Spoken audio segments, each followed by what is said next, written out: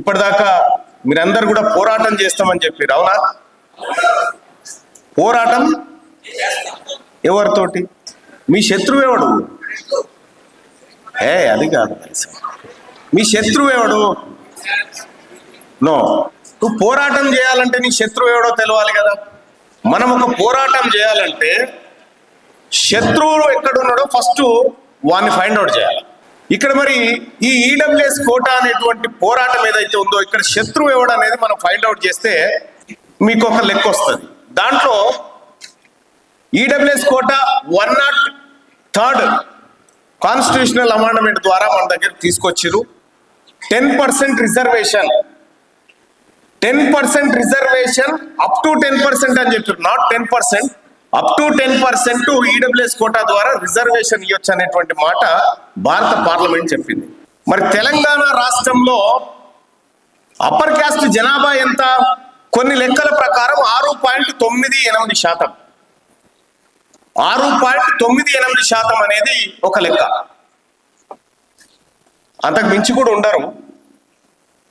మరి 6.98% ఉన్నటువంటి జనాభాకు 10% రిజర్వేషన్ ఎట్లా ఇంప్లిమెంట్ చేస్తున్నారు? 62% ఉన్నటువంటి బీసీలకు జస్ట్ 27% ఎట్లా ఇంప్లిమెంట్ చేస్తున్నారు? మరి ఈ వ్యవహారాన్ని తీసుకొచ్చిన శత్రువు ఎవడు? ఈడబ్ల్యూఎస్ కోటాను ఈ దేశంలో చట్టం చేసి తీసుకొచ్చింది నరేంద్ర మోడీ గారు. నరేంద్ర మోడీ గారు ఈడబ్ల్యూఎస్ కోటా తీసుకొచ్చిండు. తెలంగాణ రాష్ట్రంలో ఇంప్లిమెంట్ చేసినటువంటి మరో మహానీయుడు కేసీఆర్ గారు. ఈ కోటానే దుర్మార్గం, ఈ కోటానే దుర్మార్గము. కేవలం తక్కువ జనాభా ఉన్నటువంటి వాళ్ళకు ఎక్కువ. ఇక్కడ మనం గమనించాల్సిన మన శత్రువు ఇప్పుడు ఎవరో దొరుకుతారు, మీరు చూడండి. అందులో శత్రువు బయటికి వెళ్తాడు. ఇప్పుడు చూడండి, కేసీఆర్ గారు ఇంప్లిమెంట్ చేసిండు. కేసీఆర్ గారి సమగ్ర కుటుంబ సర్వే ప్రకారం అప్పర్ కాస్ట్ జనాభా ఎంత అని చెప్పిండంటే 6.98% అని చెప్పిండు. మరి 6.98% మొత్తం అప్పర్ కాస్ట్ అంతా అంతే ఉంటే 10% రిజర్వేషన్ ఎట్లా ఇంప్లిమెంట్ చేసిండు ఈయన? ఎందుకంటే వాళ్ళ వర్గాలకు లాభం చేయడం కోసం చేసిండు.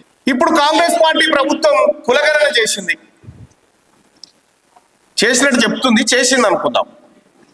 అయితే ఎందుకు చేస్తున్నారు ఇదంటే వీళ్ళు ఎంతమంది ఉన్నారో లెక్క పెట్టి వాళ్ళకి సంపద పంచాలనుకుంటున్నాం అనే మాట చెప్తా ఉన్నారు. మరి ఓసీలను ఎంతమందిలో లెక్క పెట్టకుండానే 10% ఈడబ్ల్యూఎస్ సంపద వాళ్ళకి పనిచేసింది. బీసీల దగ్గరకు వచ్చేసరికి మాత్రం వీళ్ళని లెక్క పెట్టాలని చెప్తా ఉన్నారు. నిన్న మొన్న జరిగినటువంటి కులగణన తీసుకోండి.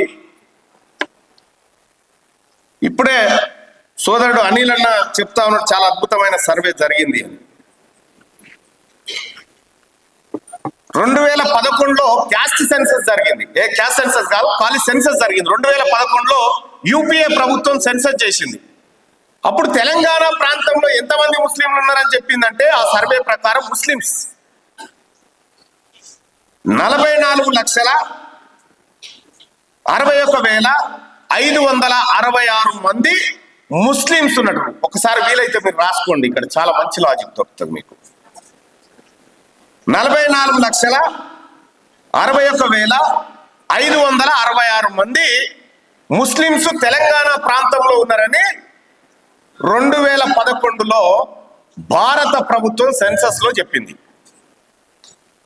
ఇప్పుడు తెలంగాణలో ఉన్నటువంటి మహా గొప్ప ప్రభుత్వం కాంగ్రెస్ పార్టీ ప్రభుత్వం, అదే ప్రభుత్వం ఇప్పుడు ఎంతమంది ముస్లింలు ఉన్నారంటే 44,57,012 మంది ఉన్నారని చెప్పింది.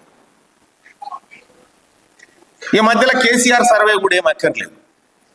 44,57,012 మంది ఉన్నారని చెప్పింది. 2011 నుంచి 2024 వరకు తెలంగాణ రాష్ట్రంలో చనిపోయిన ముస్లింలు 4,05,54 మంది చనిపోయారు. ముస్లింల ఇళ్లలో ఒక్కరు కొత్తగా పుట్టలే,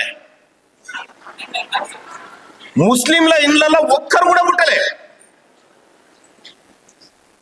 కానీ 16 లక్షల మంది ఉన్నటువంటి అప్పర్ క్యాస్ట్ వాళ్ళు ఈ 10 ఏళ్లలో 16 లక్షల మందిని కన్నారు.